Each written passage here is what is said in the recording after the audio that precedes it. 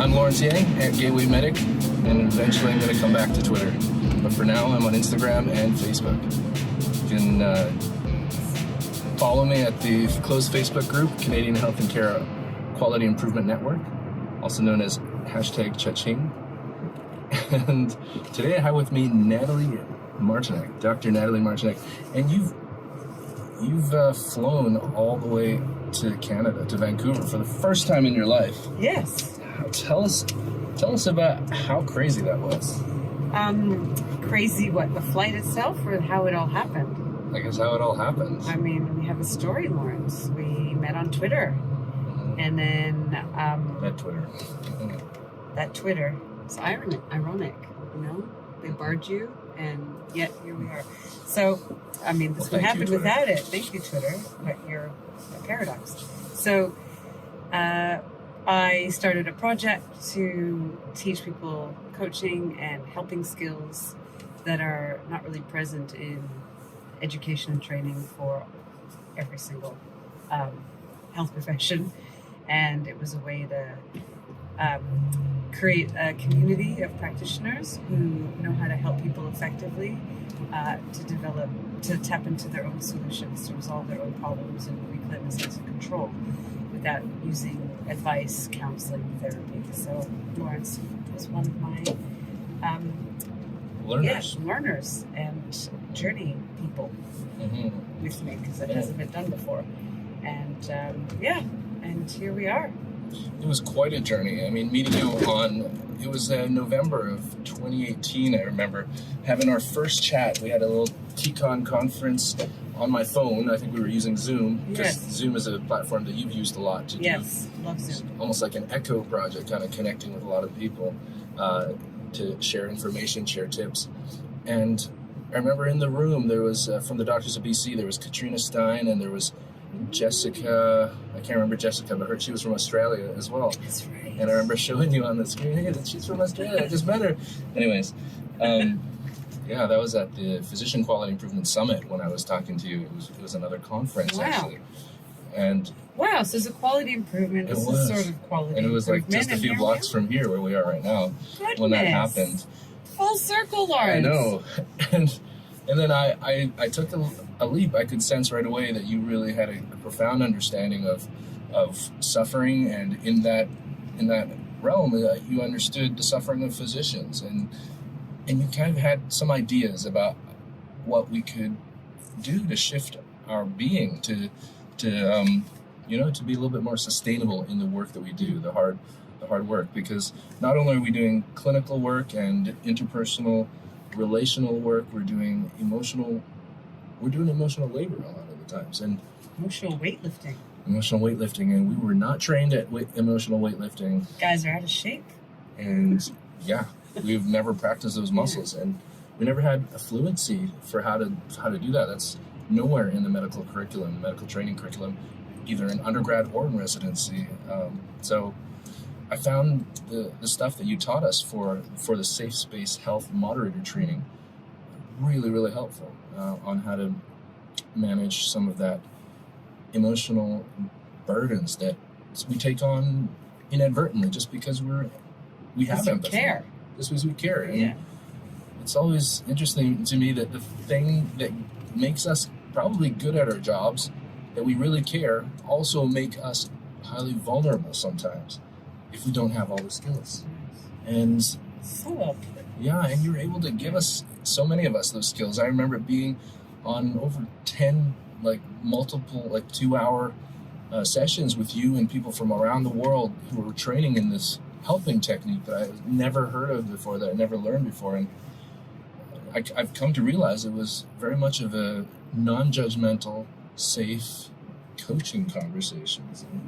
Is that an adequate description? Yeah, I mean, there's so much involved that it looks simple. There's so many different components. So it's a way to create and maintain safety, building trust and rapport in a very short period of time, and understanding the power we hold in a relationship when we're helpers, and how not to use it to oppress someone, how to not use it to prevent them from tapping into their own resourcefulness, because ultimately they're the ones walking in their shoes, living their life, making decisions. They already know how to make good decisions because they're alive. So we have to convey that trust in their capacity to make decisions and help them tap into the opportunity they have to make different decisions that will take them on a course that moves towards their vision.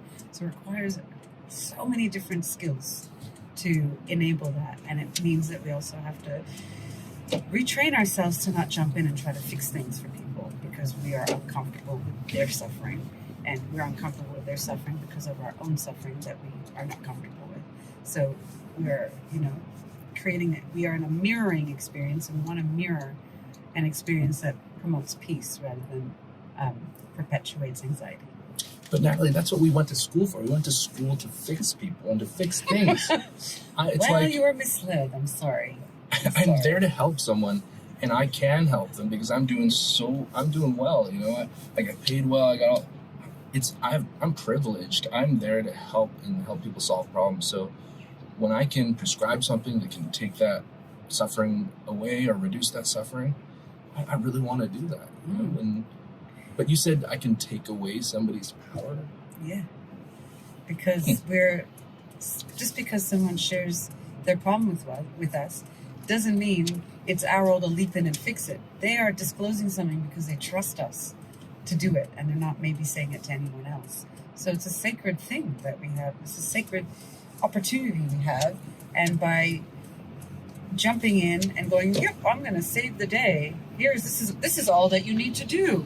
We are minimizing first of all, we're assuming lots of different things, that what we tell them is going to be the way, implementable, that they have the capacity to do the thing that we think is best for them without actually checking in that they can do it. And it prevents them from building confidence and competence in their capacity to, discover what they need based on their own experience, their own learning, and exploring what is already present in their life that can support them. So we have a lot of false assumptions that we make about people who are having problems, who are ill, who have addiction, who have experiencing all sorts of struggles in life that somehow that makes them incompetent to deal with what they have to deal with. But they're living with it. It's only that snapshot in time that we have with them where they're sharing their problem that we think that that's their whole life. But we're forgetting that they have a whole other things going on in their life that are not this problem. Just that our role is to help them with this problem. Doesn't mean our role is to attempt to fix it for them, because they're not actually broken.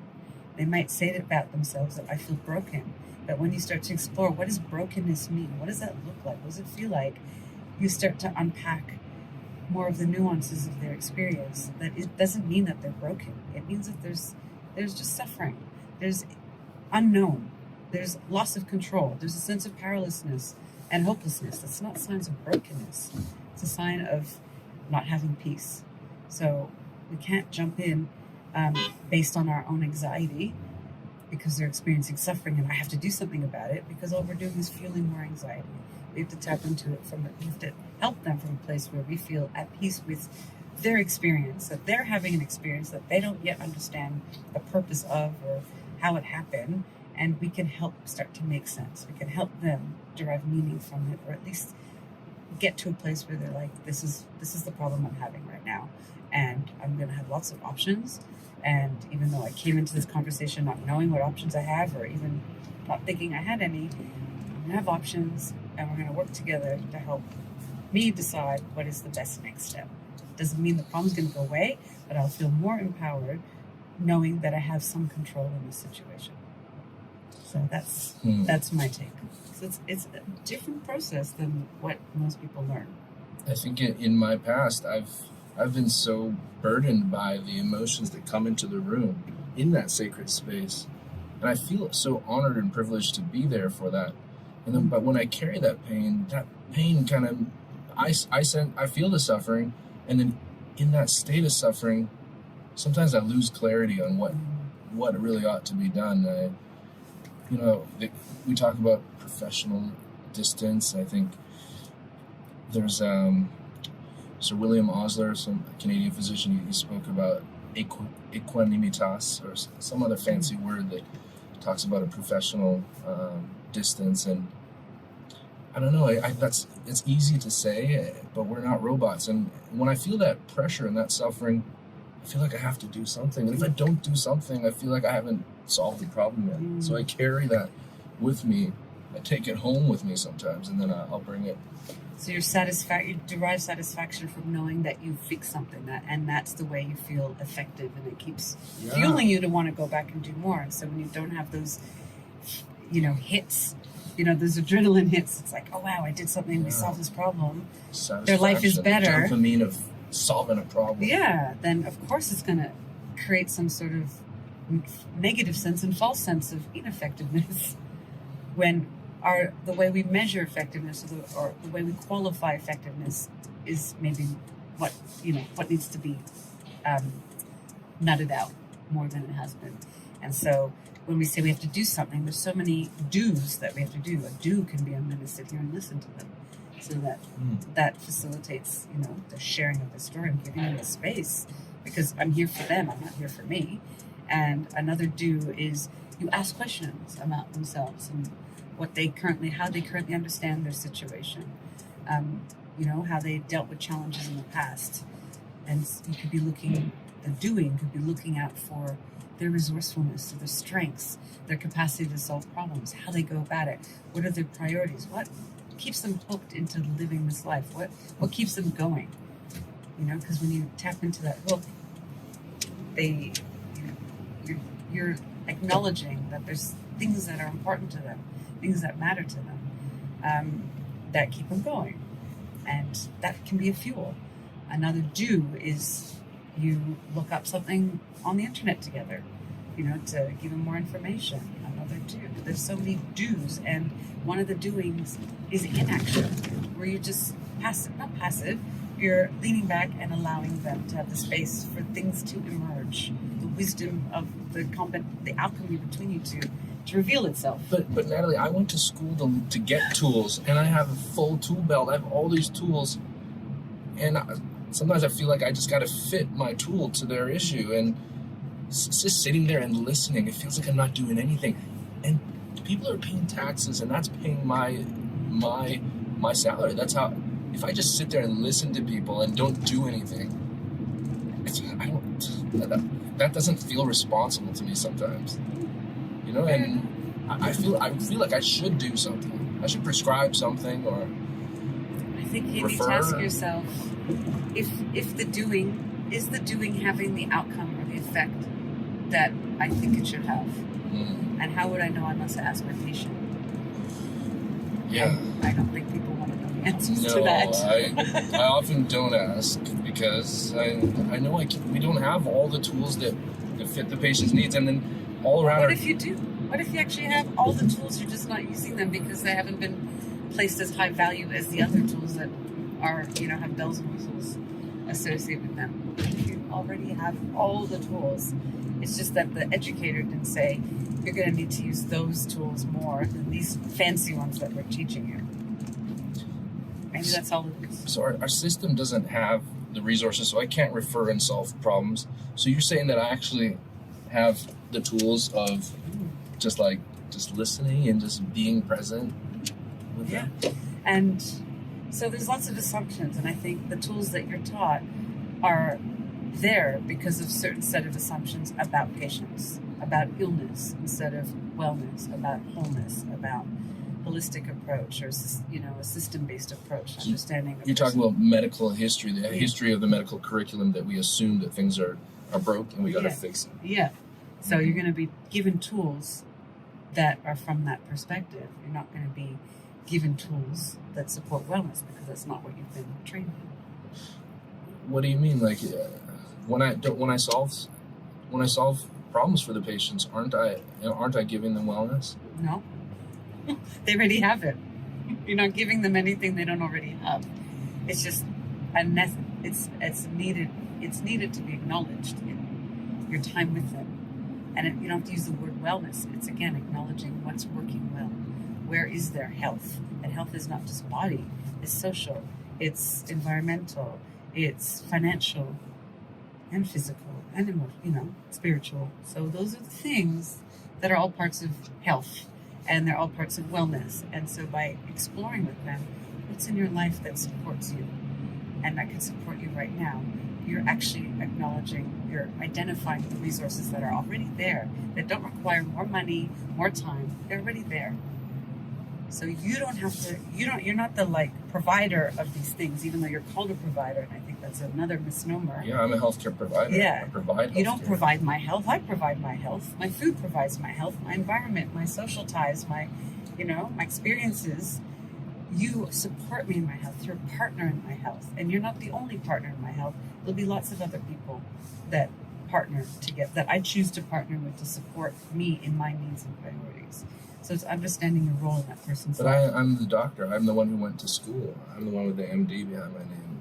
Well, lots of your patients went to school and have degrees and things like that. Does that make you more knowledgeable about them than they are about themselves?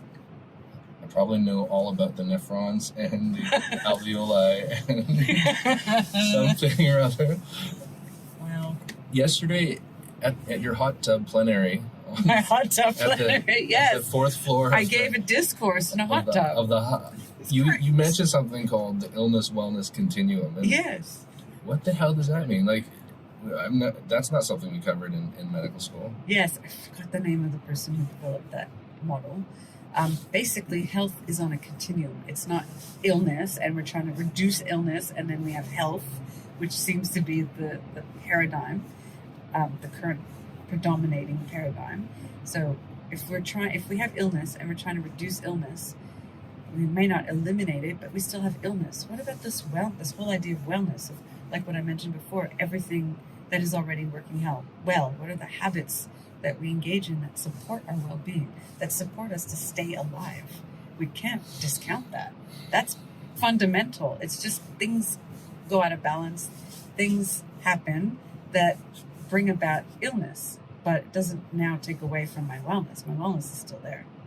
So by focusing entirely all our resources to diminishing or removing illness, we are not harnessing the strengths and the resourcefulness, the resources of our wellness that's always there at the same time.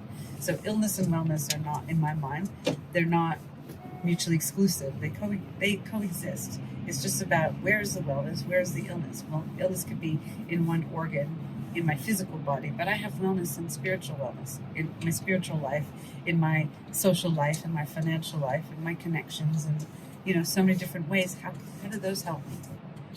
Are you kind of talking about resilience? Is it I grew up with video games where you have fighting video games, you punch someone and then there's a power bar and it gets shorter and stuff. And then so is wellness kind of like building up your defense? Yeah. Power bar? Is it defense, or is it more of like a capacity to return to homeostasis more efficiently than if you're not? Okay. Because the illness wellness, I guess, if we're looking for ideal, what is our ideal? Our ideal is not wellness, because we can't be well all the time. There's always going to be some area in our life that we need to do some work on, that needs our attention. So we can't be in perfect harmony and balance all the time. It doesn't exist. Because we are constantly influenced by everything around us, as well as what's going on inside us. So there's always an area that needs attention, but what we're striving for is homeostasis. So I don't see it on a linear continuum. I see everything on a sort of circle, like a closed circle, because you can have illness at the North Pole, and you could do positive things to support you to move into more of a wellness around that issue. But if you're overly focused on wellness and you start doing too much of these so-called good things, it's going to put you out of balance back into illness. So does that make sense? You can do too much wellness and then fall into illness? Yeah. So if you're doing, certain, I don't know, I can think of anything in excess that is not right for you to be in excess of. Anything in deficient. And everybody's different, right? Everyone's different. So it's personalized, individualized. So it's same also with deficiency. Some people can get away with having less of a particular trait, quality, food, whatever it is, but others can't. So they're going to experience something in their life that's going to need their attention to bring it back towards homeostasis. So we're constantly struggling between finding that like middle path, or that moderation or moderate path, or moderate place, that central point between excess and deficiency in every area of our life.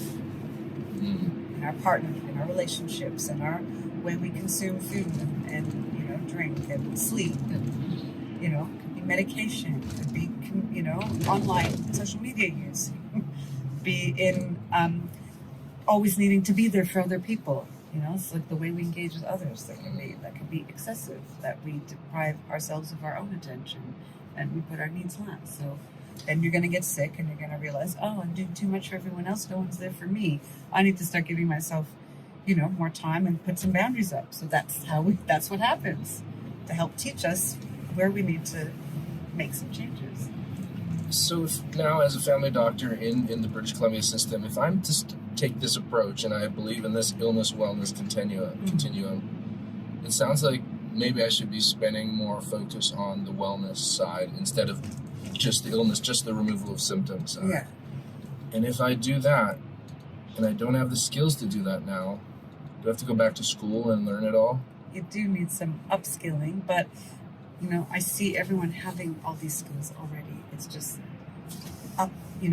putting more attention on those skills and less on other ones. So it's not about removing your clinical judgment and dumping your med school training about disease management, whatever. It's just not leaping to that first and foremost, because what you're doing, so it's another way I look at it, you're trying to be scientific, but you're not very scientific if you're looking only at the negatives, the things that are wrong. You're already looking for something, you've already formed a theory, and you're trying to rule things out. So a reductionist theory. So you're looking to confirm a bias. Whereas if you're coming from a wellness perspective, where you're like, something's out of whack here, this person is having back pain, and I'm starting to go, well, when did this back pain start? What was going on in your life when that back pain, you notice the pain in your back? Oh, there's been some issues around your work. Tell me more about that. Oh, a whole bunch of people are being laid off, and there's, changes. Okay, could that be contributing to a sense of fear, instability about your financial health? And then sometimes as you have those conversations, the back pain disappears, or there's some sort of clarity to that person going, and so we don't need to go into finding medication for those, back pain, or getting an MRI or whatever, because we've kind of discovered a link, a relationship between a physical symptom and other things going on in their life. So it's that mind-body kind of social interaction.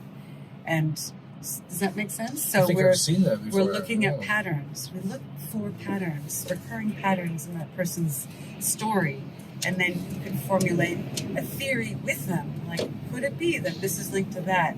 Let's have a look at that, let's see if your symptoms disappear, or, the intervention that's needed may not be some medication. It might be some, reaching out to family, talking about your experience, because they have no idea why you're so affected. And maybe that conversation is the medicine, but we won't know. So, so the difference is that the current paradigm is we're looking to confirm bias, and the other one is I don't have a bias yet. I don't know. Staying I'm curious. looking for patterns. Yes, looking for patterns, being open, being curious, and then seeing what emerges. Because when we're curious, we're opening space, we're allowing space for something to reveal itself, that mystery to be demystified, and no one's in control of that. But having interest in your patient's well-being, curiosity about what might be going on in the bigger picture, and recognizing that there are links. We are all connected to everything. So there's nothing that exists in a vacuum. As long as I hold these, and I'm here to provide my patient with the best opportunity to resolve this matter. And I have ideas based on my training, but they're going to have ideas based on their own life experience. So the combination of that is more powerful than either of you are doing on your own. So allowing the patient, who is the expert on their lives and their bodies, to kind of confirm, like, might just pain be associated with something in your life and asking in a kind of an attentive way. Yeah. And then allowing them to maybe form new linkages and awareness. Totally. Yeah. And they can have those aha moments. It's just a powerful way, but it means the physician has to relinquish control of needing to know, needing to shift, needing to do, needing to fix. But we were taught that, like, somebody has abdominal pain, we probably should consider radiology in a lot of those cases, like x-rays, ultrasounds. Or yes. Somebody has a headache, maybe we'll try to do a CT scan or MRI of the brain or something. But are you asking the patient, what does this involve for you? If you have to go and get an MRI or an x-ray, what does that mean for you in your life? Is this the best, what are the risks involved and what is the benefits to you? And what does it ask of you to implement this thing in your life? Because we just go, here's a prescription, here's some medication, but now it changes the kind of food you can eat or when you can eat or not eat. And you're asking someone to change their routine. It's not just take a pill. There's a lot of other things to consider. And what if it makes you drowsy? Then who else is around to help you? We don't have those conversations in the clinic. We don't have time for that. No. Yeah. And so MRI might be necessary, but is that the first thing we go to? Or are there other things that are low cost and easy to assess for before we need to before we rule in that instead of ruling it out? So, because there's this concept called precautionary principles. It's an environmental, it comes from, I think, conservation, environment, that you don't introduce something just because it seems easy to do it or because it's available, because it carries risks to the well-being of the environment or the person. So you want to be cautious about what you're using your authority and the trust that you're given to promote to your patient, because it might ask a lot of them, more than either of you anticipated. So any prescription drug will have side effects, and we don't know what they are until the person's using them. And unless we go, okay, I need to know, as your doctor, I need to know what impact this is having on other areas of your life, because this might not be the right thing for you. How many times does that happen? I don't know any time that's happened for me. I've had to raise it. What you're saying sounds really in alignment with a paper I read on evidence-based practice out of McMaster's University. And it also sounds in line with the Canada's Choosing Wisely campaign, where we're trying to really be judicious with our use of resources because they are limited in terms of, like, radiology resources or blood test ordering. And evidence-based practice really tells us to use your resources wisely. Just because they're there doesn't mean you should be using them as your first port of call. You have to look at, like, maybe weigh them up in a sort of hierarchy. It's like, let's try this thing first. Let's try this thing second, But we just want the quick fix solution. So, of course, try this so we can start to rule out all these other things. Do you think I could do this approach in 15 minutes with people? Can I? Yes. Yeah? Yes. And if you can't finish it in 15 minutes, it's around sharing expectations of what you can achieve in 15 minutes, and you're going to try to rule in, rule out, whatever. Send them away to live their life with this new kind of realization that occurred in that time, and then invite them to come back for, if things haven't resolved themselves. You don't have to do it all in 15 minutes. I think as a patient, someone who's been a patient, I feel so much better after seeing my doctor, even if, the thing they give me doesn't actually change anything. If they spent the time to listen to me, to understand where I'm coming from, to be accepting about all the other things I'm trying out that are outside, conventional medicine, and they just have an appreciation of my experience and they want to support me, I feel a hell of a lot better than before I saw them, compared to a doctor that is, shows some judgmental attitude towards my way of experiencing things, my choices of how I'm trying to resolve this thing in my life or prevent certain things from happening. We just don't want you buying snake oil, like that. One person's snake oil is someone else's medicine, and how do you know? Is it possible? Can one thing actually be different for different people if you're both humans? Prescription medication have different effects on every single person. You have a point there. So it's, we have options of how to change our practice a bit so that we are more present for our patient. But because healthcare, the priorities of healthcare system has changed so much that it's put pressure on everyone to reduce time spent with patients, to go through this kind of artificial ritual here out the door, and somehow that's supposed to make everyone feel better that I did this job and I I fixed someone or I fixed something, when you don't know what the outcome is because you're not inviting your patients to come back and give you feedback. You're like, they don't come back, everything must be fine. I don't have the mental space to think about that. If they don't come back, I got to move on to the next one. For sure.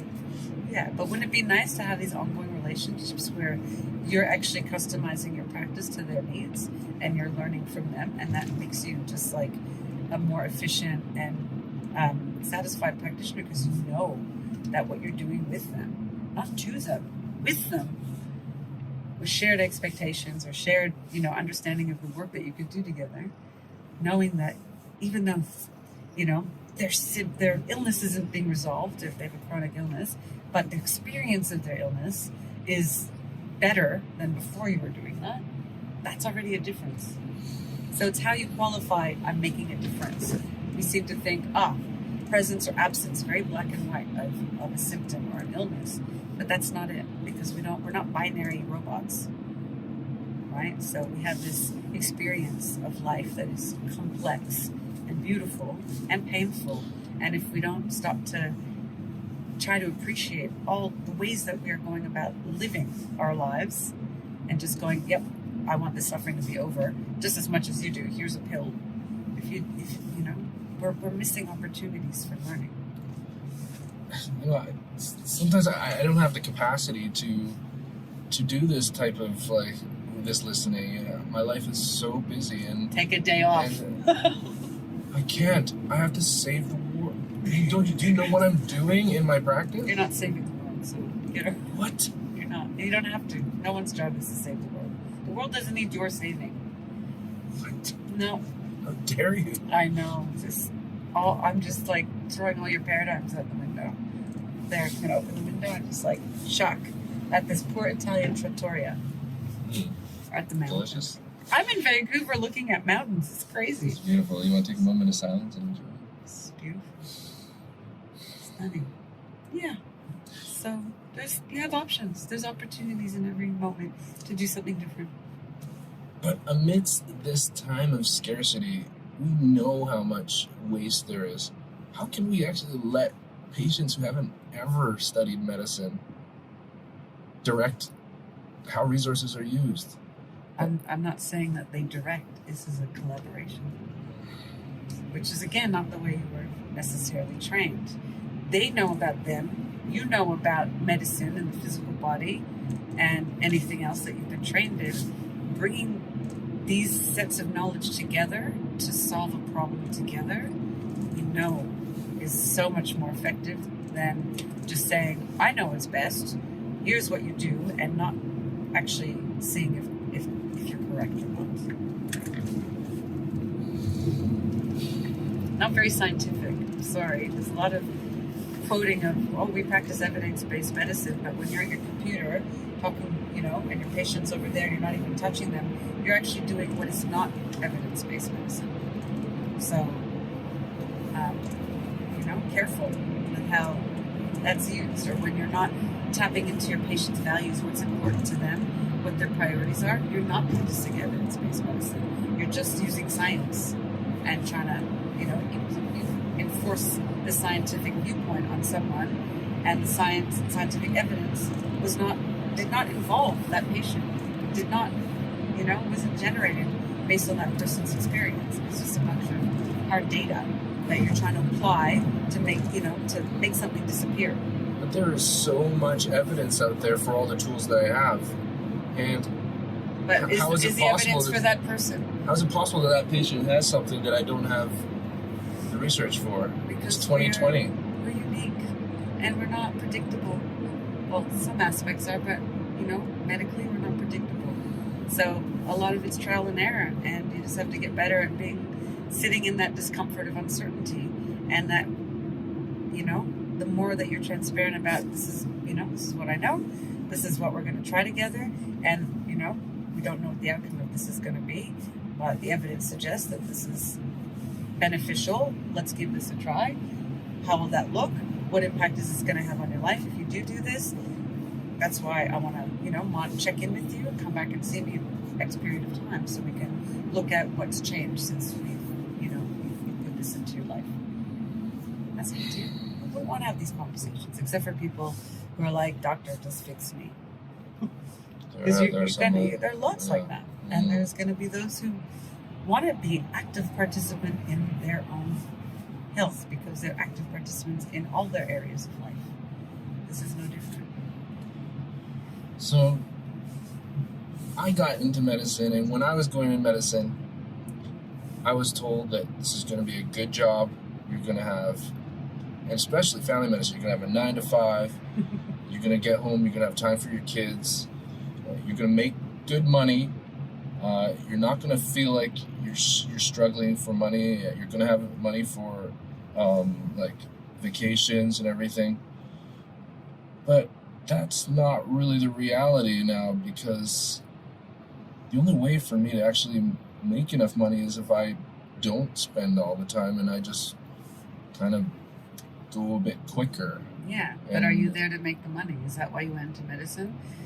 Or that person or whoever advised you left out the fact that you were going to be exposed to the whole spectrum of life, every generation, every kind of illness and thing under the sun, and that it would be an amazing, challenging, stimulating way to learn so much from your patients. Did they sell it to you based on that, or it was just that you're going to have a nice, stable, financially stable life?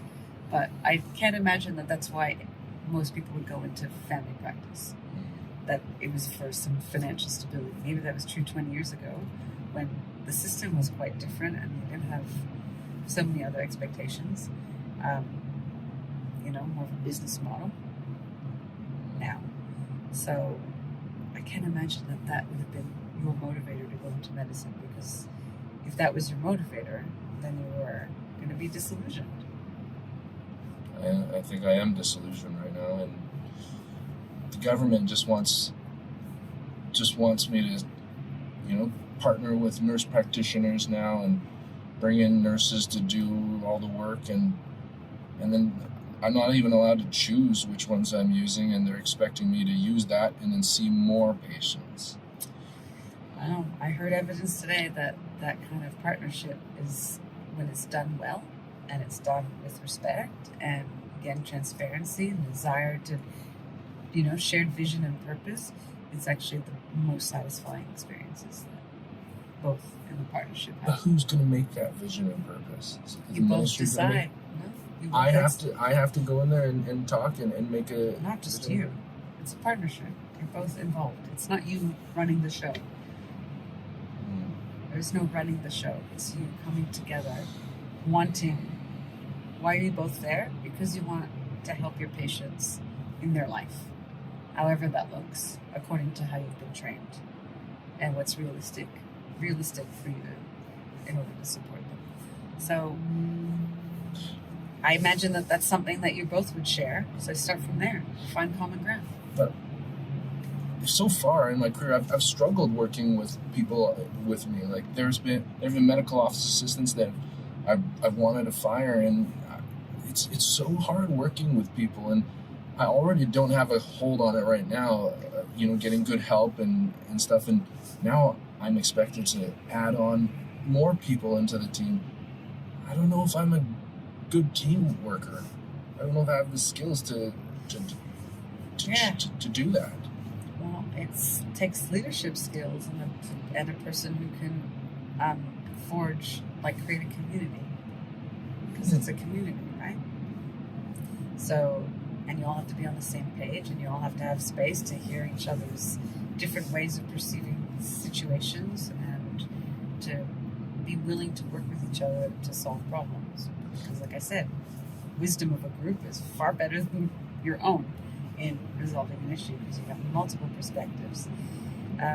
It requires a bunch of leadership skills and desire to collaborate.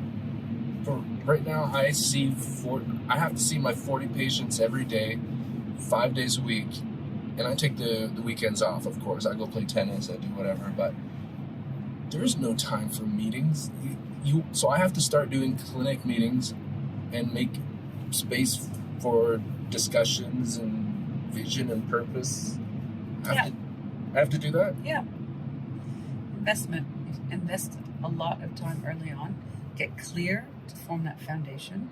And when that foundation is stable, you work from there. And it's much faster. And it's almost like you're sharing one brain. And you just seamlessly know what you need to do with each other. So it's pretty cool, actually. It's like you become an organism. It's amazing. Let's say I take the leap and I try to enter into this leadership role with this team. I try to build this organism that functions. Do you feel you have that leadership capacity, capability?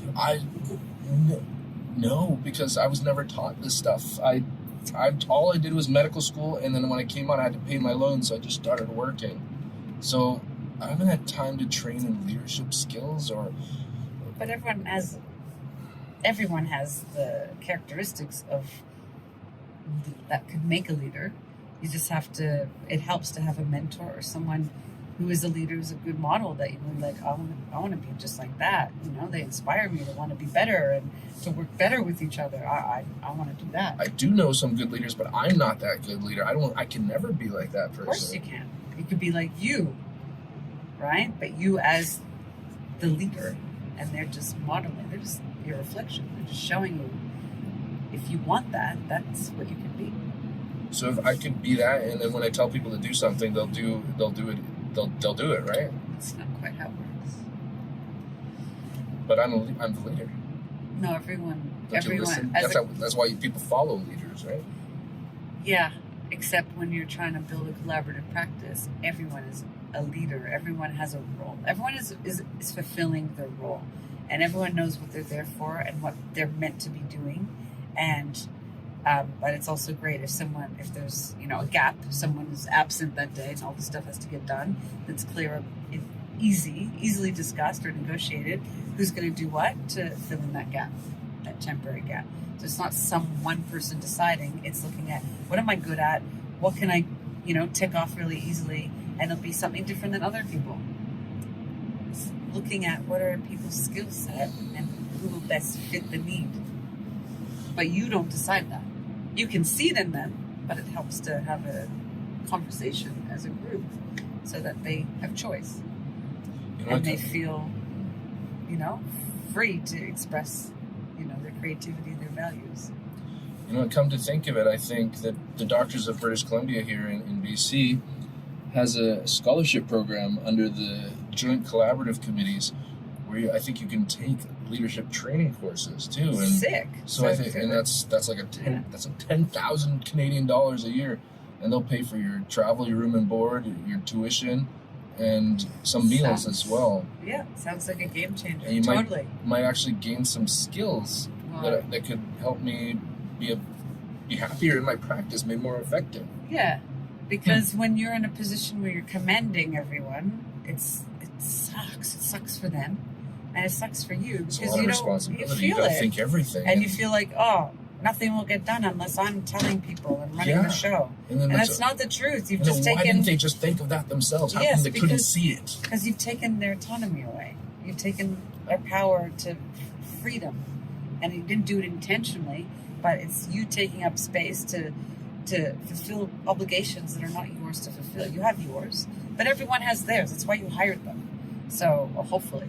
So when you're starting to step in their territory, they're like, okay, well, I guess they don't like the way I do it. I'm just not going to do it because they're doing it anyway. And so they're less likely to take initiative because you're already taking up that space. So you have to step back and create space for them to step in. And it requires trust. Trust in the people that you've hired. But if you didn't trust them, why the hell did you hire them? So, and you're sending messages that I don't trust you. That's why I'm doing this instead of you. So even if I don't tell them I don't trust them, they can sense it. Everyone can sense it. Everyone knows when and being micromanaged is a very strong indicator that I'm not trusted to make the right decisions or to do things my way that are just as effective as other ways or even more effective. But aren't some people just not capable? They just can't. They're just useless. They just can't do anything. No, not if you hired them and You have to look at the culture. What has been established that would be a barrier for someone to show up and be motivated, take initiative, and want to excel in their role. So you have to ask yourself, what am I doing? How am I contributing to this outcome? Because I've had all these references of they're a go-getter, they get things done, they're really, inspiring, and yet I'm not seeing that here. So what happened? What's happening? And so it requires a conversation. So how I behave as part of the team could actually disable somebody else from helping me well. Yeah, and because if there's a power differential, because if you're the leader or the boss, then depending on the personality of that person or what they've witnessed in the culture of that, of your workplace, they may not feel safe to speak up. So if they don't speak up, you don't actually know what's wrong or what's not working.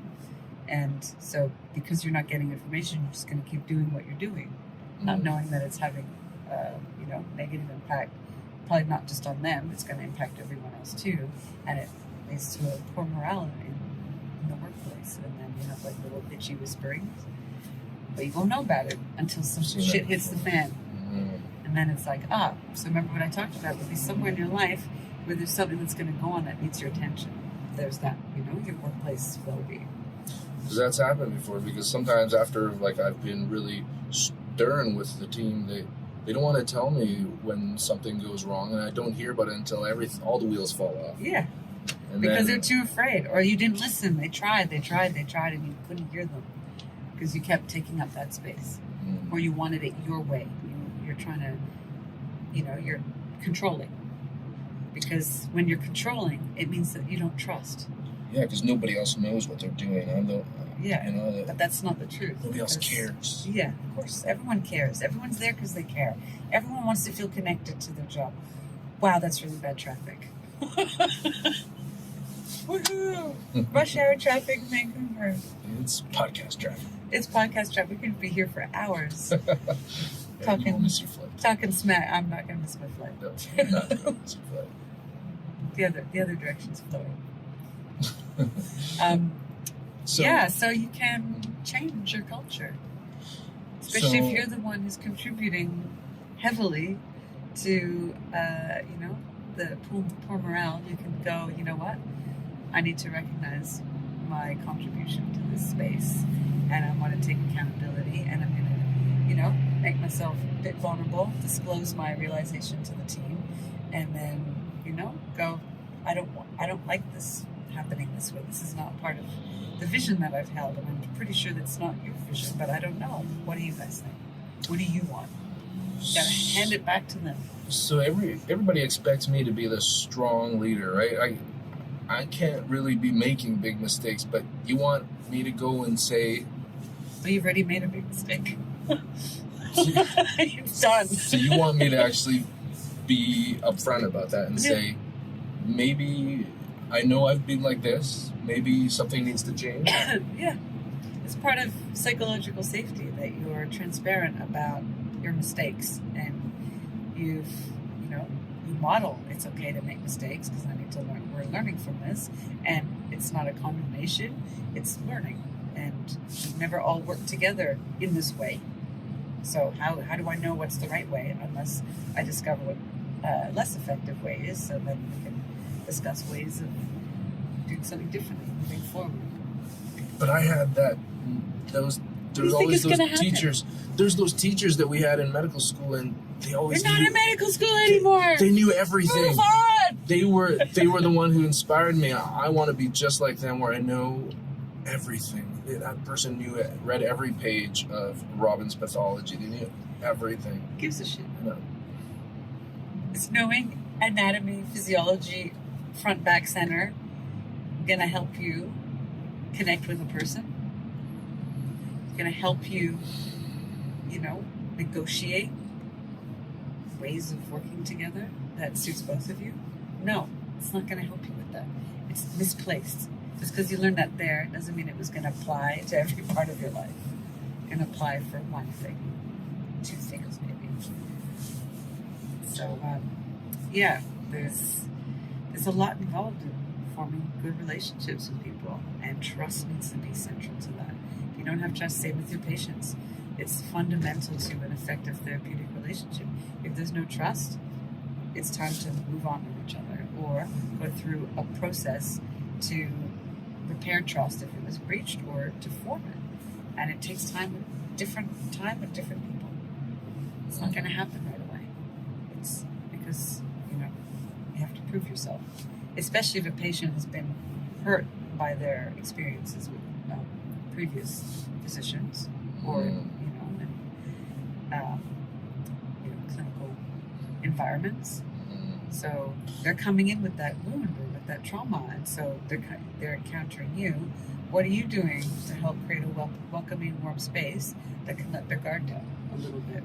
So we have to be very cautious about our manner, because what we could be doing is re-traumatizing somebody. We get a lot of patients who come in and they don't trust us with our diagnoses or our opinions, but they'll go and they'll pay the naturopath hundreds of dollars and they'll pay the chiropractor a ton of money.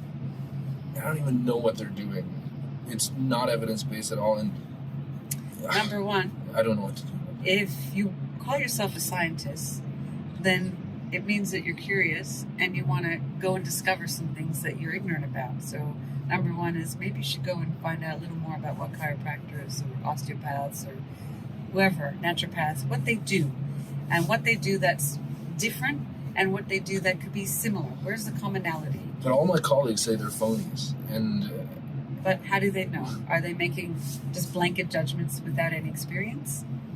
Without any interaction, conversation, communication? Probably. It's not fair. They're getting paid cash, and for every patient I see, I only get take home $15 to $17. These people are taking home $100 and something each time. Yeah, but they didn't go to school as long as I did. It doesn't matter how long you went to school. It's how effective you are with that person. That's what matters. It's value. People want value. Just because you went to med school doesn't mean that you're giving them the value they need by coming to spend time with you. I'm feeling like more and more that the skill set I was given in school that I graduated with, I was so proud to have, is not very useful in the climate of 2020. I think they are useful, but there are lots of gaps. And let's think about the curriculum for medical school. When's the last time it's undergone a massive review and change? It's the same. It's the same. I hear they're changing. They got some spiral curriculum thing going on. All right, but so far, is it evidence-based education? Have they ever assessed that this manner of training and educating medical students is translating into what's needed in reality? And unless they've gone through that assessment, again, studying, collecting data, and lots of assessment, and it's asking these tough questions. It's really, no one wants to know the answer to that, because it would mean shit. We might have been doing things backwards, or been stagnant for far too long, and we haven't been able to keep up. I mean, it's a hard thing to come to terms with for some people. Doesn't mean your skills are ineffective. Those are not the only skills you need. And they were never the only skills you needed. We also have to look at the history of medicine and medical training until now, and the role of the physician from back in the 1900s to what they're expected to do now in the climate we're in now. So things haven't evolved. Identities haven't evolved. And that's being forced on everyone because of high burnout, compassion fatigue, addiction, suicide. So these are things that are happening. Again, explosions happening in our worlds that are forcing us to take a critical look at what we're doing. And why do we keep doing it this way? And these are the outcomes we're getting. We need to make some change. But not dramatic change, strategic change. What do you mean by identities are evolved? What do you mean by that? Well, if we look at how, the next generation, so the boomer generation, they look to doctors as gods. I look at how, those generations, they see doctors and like, doctor, fix me, or, this is what's going on, doctor has advice, and they follow it. They follow it to a T. Yeah, that's I don't what want I to disappoint thought my life would be doctor. like. My generation and the younger generations, hell no. We're a lot more informed. You guys like to ask a lot of dumb questions. You know you don't mean that. We're allowed to ask questions. We're allowed to challenge. We're allowed to, because this is our life. We're the ones who have to live with these decisions. Not you have to if you know about them, but we're the ones who have to experience the consequences of these decisions. And not all of them are going to be positive, and not everyone bounces back from them. And that's another reality. So, we're in the identities of moving from doctor as God to doctor as partner in my care is a massive leap. But that's where evidence says that's what the research evidence says is best practice. Really? Yes. So all doctors are most effective when they're partners with the patient? Again, it depends on the physician. Well, I guess family doctors in the clinic setting. It depends on the relationship itself and how someone is doing partnership. Because partnership is not just a word; it's a bunch of qualities, characteristics that dictate how everyone needs to show up in that relationship. Not just the physician, but the patient too. So it both requires personal responsibility and accountability and a commitment to make this work. And doesn't mean it's easy, but it is the most satisfying. So moving out of I'm the expert, and it's transitioned to patient family centered, which then can be construed as do what the patient wants or patient knows best, into actually we both have expertise, we both have qualities and skills, we both have experiences. Let's leverage it, let's work with it, and use it to assess risk benefits and options for ways forward. So it's more methodical, strategic, and responsible. But everyone feels like they're contributing, so it's still contributing to solving problems, which is always a rush, an adrenaline rush. You're getting that need, it's just happening in a different way, and you're working with someone, which is just better. So if I adopt this approach where I'm in partnership with patients and I meet the needs that they really want, I'm going to feel more effective. Likely, because you're getting feedback from them. You're getting instant feedback from them. You can tell through their body language, through what they disclose to you. This is actually helpful. Even if we don't know the answer to the problem, the process has been helpful. Even if it's not what I was taught in training, if I just let that go and I just listen and figure and follow and figure it out. No, it's not about letting it go. I'm not saying ditch it. I never said ditch it. It's knowing how to use it. So information is not the first thing you plunk on a patient. Your knowledge about drugs, disease is not what you give the patient. It's using the evidence in the right way. It's using your training in the right way. So it requires wisdom, which you cannot be taught in medical school. It only comes through experience, through practice, through implementation of all the things that you have learned and going, wow, this works well, this doesn't work. That's how you know. That's wisdom. Okay, let's say I do this. I get some leadership skills. I form a team. I'm a leader that's democratic and listens to the team, and we start seeing patients. I adopt an approach where I'm really in partnership. I'm listening. Not just listening, but anyway, continue. Listening and advising and. Not you're in a role that's a dialogue. It's like a dance. Dancing with the patient. You're dancing with your patient. So, and they give me the feedback that they're in the right place. Or you're both in this uncertain space together. That's uncomfortable, but okay. Discomfort is not going to kill anyone. It's actually very important to just be present with discomfort and find ways to go. I'm not sure what our next course of action is. What are your ideas? That takes a lot of, humility. So you need humility, you need compassion, respect, trust. These are major qualities in a partnership, and not just you, it's got to be mutual. And so I go forward and I do this, and let's say it's going okay, but there's always going to be the patients who bring a lot of emotions into the room. And how do I manage that? How the intensity, sometimes it's really heavy on me, and it's a lot. Well, they're not your emotions, it's their emotions. And people tend to feel that heaviness when they feel a responsibility or an obligation to do something about those emotions, so that they no longer feel that heaviness. That's the problem. It's you're trying to reject it, or you're trying to, avoid those feelings when you just be present. This is their experience. They're feeling safe enough to let go, unload, and I'm here. I'm going to hold them. I'm not going to take it on because it's not my burden to carry. They've got their burdens, but they've had many burdens in their life, and they get through them, and they have the next ones, and they get through them. I'm just witnessing them in their point of burden suffering. So I'm just going to hold them here, and as you do that, you'll find that they're able to come through that process more easily. And it's more easy for both of them. It's not easy, but it's, doable. So sometimes just listen and be present. Yeah.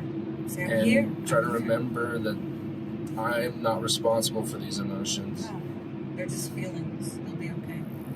That intensity sometimes is really uncomfortable. So that's when you need to also address what is uncomfortable about being exposed to certain feelings. How do I feel about these feelings? Do I feel shame about myself when I feel these feelings or when I don't feel them? It's your stuff. It's not their stuff. Then it's about you and your discomfort with your own suffering. I would never show that level of emotion to people around me. It's not something I was always told. It was not. You have to be tough, and you can't. Yeah, can't show it. Especially if you're going to be a doctor. Yeah, you gotta have your game face on all the time. Yeah. And I'm not suggesting that you break down and cry with your patient, but there'll be times with, you're with a patient, you have a connection, you've been with them for a while, and, they have an emotional response to something, and you're moved by it. And why wouldn't you be moved with them? Why wouldn't you have a response with them? Because you can't control it. I don't want to look vulnerable sometimes, and I'm a professional. Okay. I don't. It's. Yeah, so you can be professional and be vulnerable at the same time. They can also coexist. I don't see a lot of examples of that. Maybe you're not looking for them. Again, scientific. You're only going to confirm what you already believe is truth. In order to be truly scientific, you have to go, well, what else is out there? What else don't I know? How else can I see this? And start to tap into that unknown. Sometimes I don't have time to look around. I'm doing my pajama charting, and I'm doing the toilet charting. I will not say I've not done that before. Edit that one out. Yeah, so there's always options. Other people are doing it in their 15-minute time frame, so it's possible, it's doable. So do you think that in order for a busy family physician like myself to make a change, I might have to pare down some of my stuff so I can take time to really reevaluate? Yeah, imagine if you're able to resolve some things with your patients that doesn't require them to go get tests and things done. And so if there's less referrals outward, then there's less things that you've got to come in and call them about and report on, as you're sending things out, if there's something that needs to be reported back to you, that takes up your time. If there's less of that going out, then there's less time involved in having to report those things. And I'm not saying don't do any of it. It's just about being wise. It's not the first test out. It's not the first protocol. It's dependent on what that person needs and what you're able to rule in or rule out. It requires wisdom. I'm still nervous that if I take the time to really look at these things and have those discussions without just saving the time by prescribing and ordering, and I'm going to run out of I'm going to run out of time. I'm not going to be as efficient as I normally am, and You're not actually efficient if you're spending hours after 5 o'clock doing your work. You're already not efficient, so you have to start going, all right, this thing that I believe is efficient is actually not efficient. I need to take a hard look at what I'm doing. If I decrease my 40 patients a day, I'm going to start making less money, and it's going to be really hard for me to justify all the work that I'm doing. I'm not even getting paid all that much. Yeah, but it's Resourcefulness, Lawrence. You're a smart guy. You went to med school. Also means you're super smart and you're a good problem solver and good maneuverer of things, you know? With your patients, you're able to probably find things to help them that you maybe didn't know were there. So it's about being resourceful. It's working with what you already have and doing it smarter. Are you taking a strengths-based approach with me right now? I might be. Families with young children, that's me. Oh, that's a school. Was it? Yeah, back there. I might be taking a strengths-based.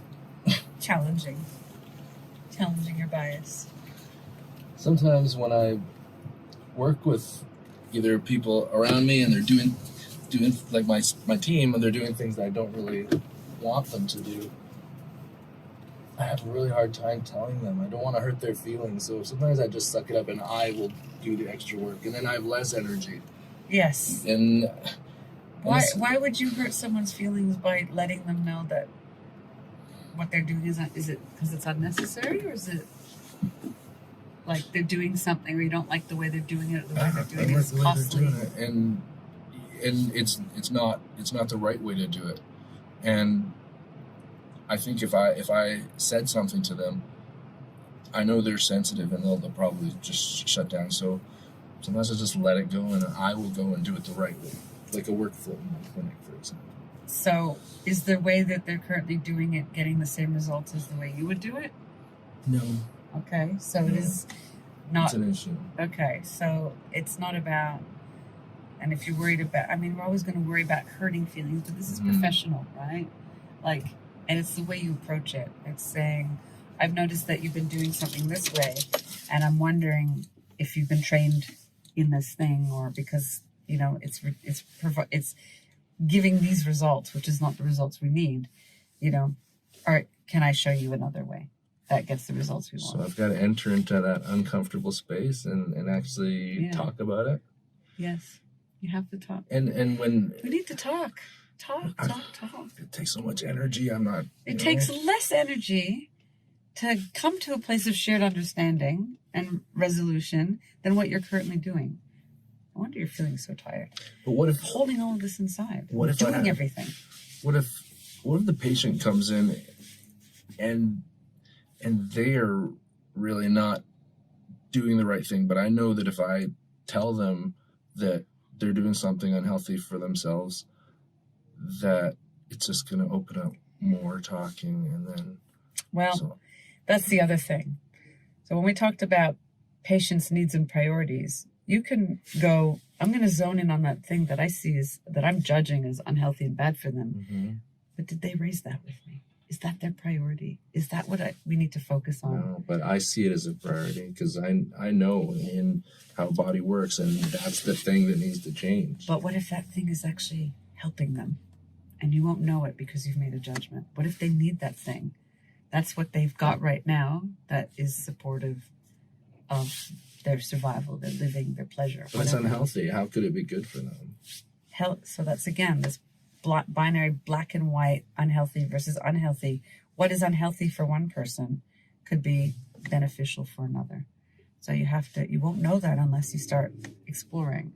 And why would you start exploring with that thing when they would come in with their own problem, right? So isn't that what you should be dealing with? The thing that they bring to you, not the thing that you think is priority? Because then they feel listened to.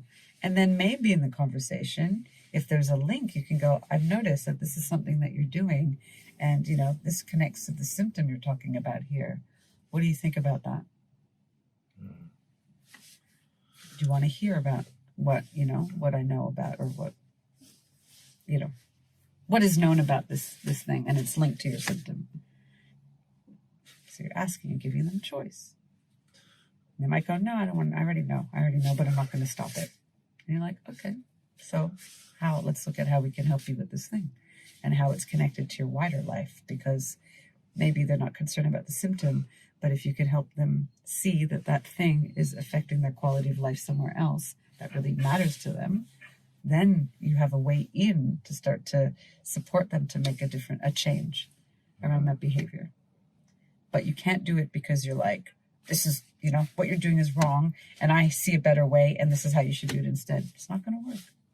You see that. You see this everywhere. We hear about it with vaccination. We hear about it with, I don't know, just food-related things and smoking and just different habits. The way people think, the way people make decisions is often unconscious, but they do it because it's comfortable or familiar. So what you're asking of someone is to enter into the realm of unfamiliar, unknown, without a bridge. Don't do this instead. Or don't do this, but you're not giving them any option of what to do differently. That takes a skill. Like some coaching skills.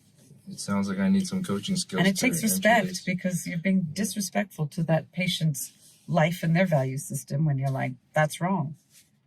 That's unhealthy. Yeah. So often people are being really unscientific, and that can bother me. Yeah, but you're also being unscientific in your approach. Because why again? Because when you're telling someone what evidence says is better for them, you're actually going against what evidence says is best practice and how to work with people. Evidence-based practice. Yeah. So you're McMaster's. Yeah. Why did you have to publish that evidence-based practice stuff? I have 2 more questions to ask you before we stop. There was one. So sometimes I have those challenges with the staff, and like I have trouble kind of telling them what needs to be said. And with my patients, sometimes I take on too much, and I've already gotten myself into a kind of what it feels like a vicious cycle of like overwork, and patients are calling me all the time. I've given out my cell phone number to them, and I see my days are getting longer and longer. How do I, and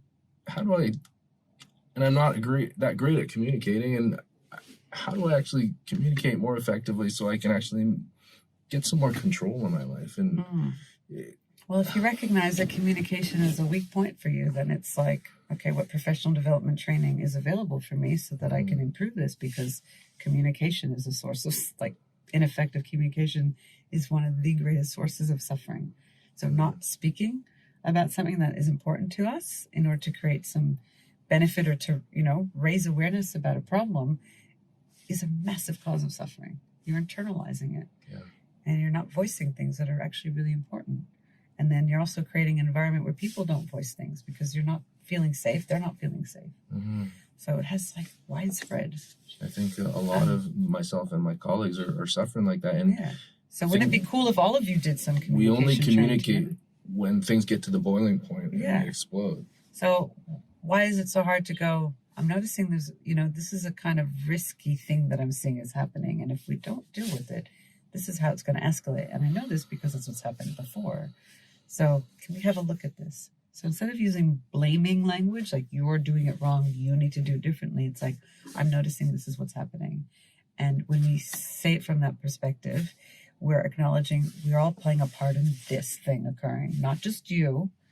This is something that we're all part of. So we all have to do something differently to address this. Sometimes I don't trust that what I have to say really can have that effect or impact or that value. Like, how can I be more scientific and test it out? Yeah. Let's give it a try. You want me to experiment? I want you to experiment with my communication. Yeah. How can I be more? Maybe it's You're like courageous. being more assertive. Like, do you know anything I can read to learn to be more assertive? Yes, I've got a book, an excellent book about assertiveness. Is it a big book? No, it's very small. It's called The Little Book of Assertiveness. A little book of assertiveness?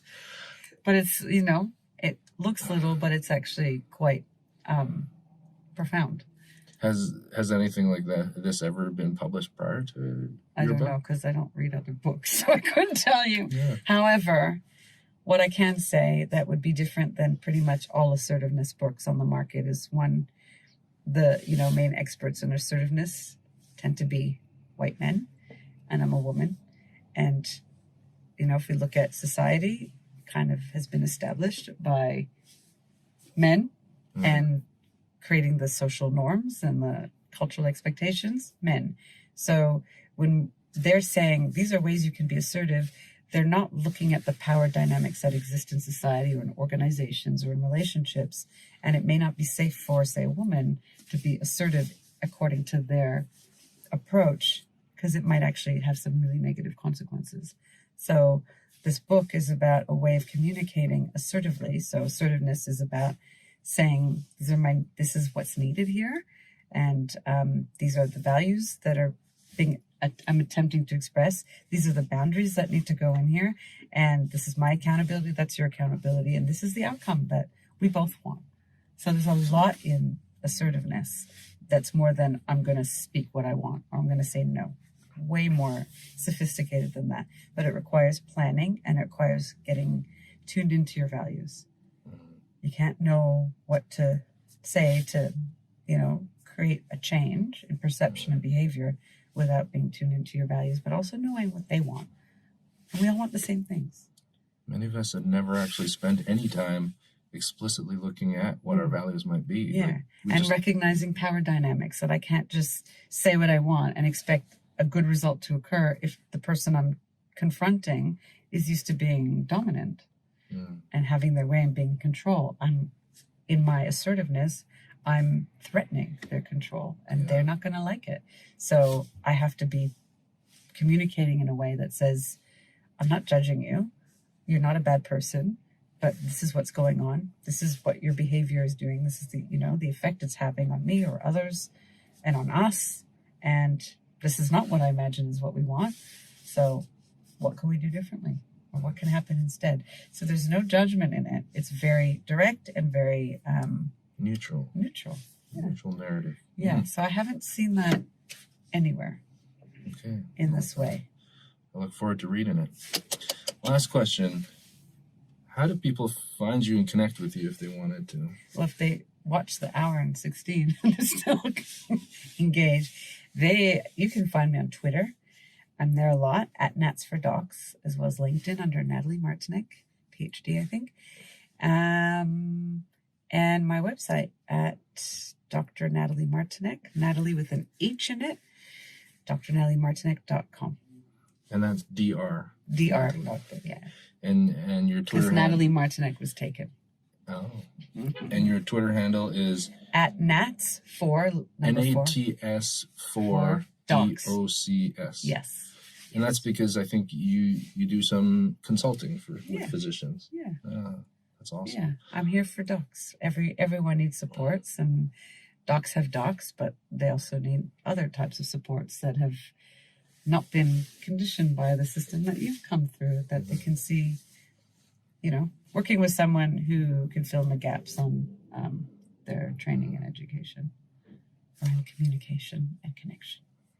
Well, thanks so much. Now let's go shopping at the Gap. Yeah!